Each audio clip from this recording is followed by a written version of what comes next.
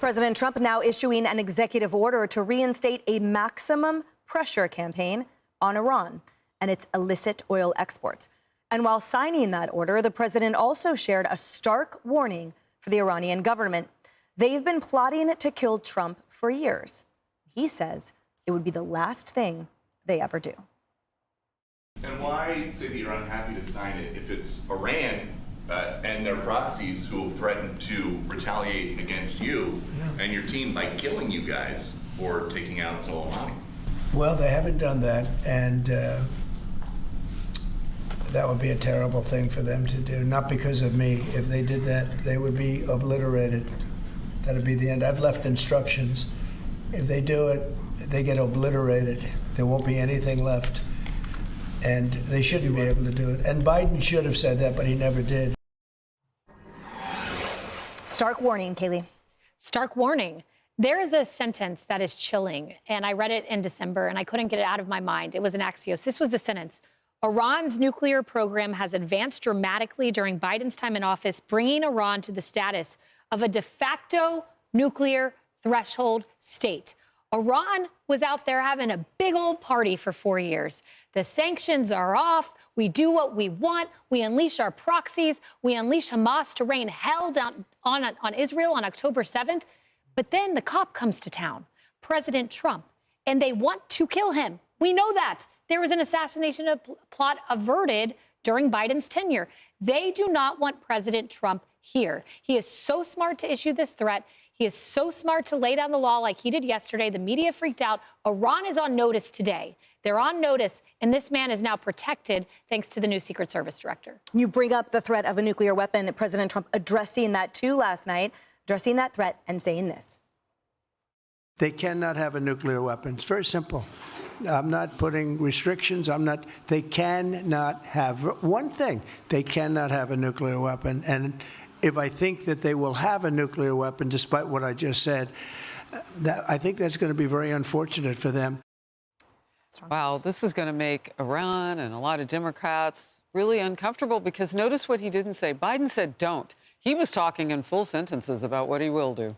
Yeah, he was. And, you know, as everybody melts down, let's look at a little bit of history. I recall this. It stuck in my mind. Somebody posed a similar question to President Bill Clinton years ago and said, what would you do in the event of an attack by Iran or a nuclear attack by Iran on America?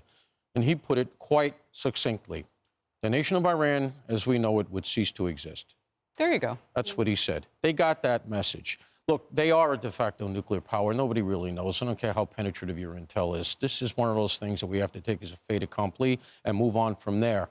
Let's just remember what's going on. The real divide in the Middle East is more than just Arab-Jew. It is Sunni-Shia. Right. That is really the operative thing on the street. And for whatever reason, the left tilts very heavily Shia.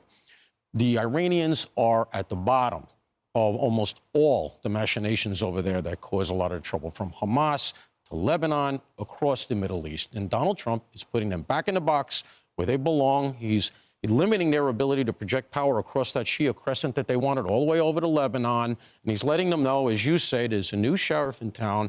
We're not going to put up with it, and let's see how they react. Because remember, hovering over all this also is the fact that Bibi Netanyahu wants to hit those nuke facilities like tomorrow. I would say just one cautionary tale there, and that has to do with the enemy of the enemy is my friend. Don't doubt for a second that Shia and Sunni would not unite against us. And they do. You're right. But if you can take Iran out of that mix, however, I think we have much better prospects.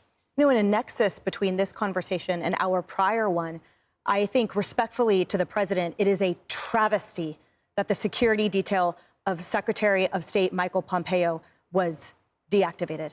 I think it is a travesty that after they swore retribution, additional retribution against all of our officials, including Mike Pompeo, for the assassination of Qasem Soleimani, additional retribution in September 2020, we talk about where our tax dollars go. It is not about extinguishing expenditures altogether. It is about the appropriate stewardship. And as we warn Iran about the might that the United States of America is, that includes a protection around our elected officials and our patriots who have saved American lives by taking bold steps against those terrorist thugs and against a terrorist dictatorial state. So to me, I hope, Mr. President, you reinstate that security detail, among others.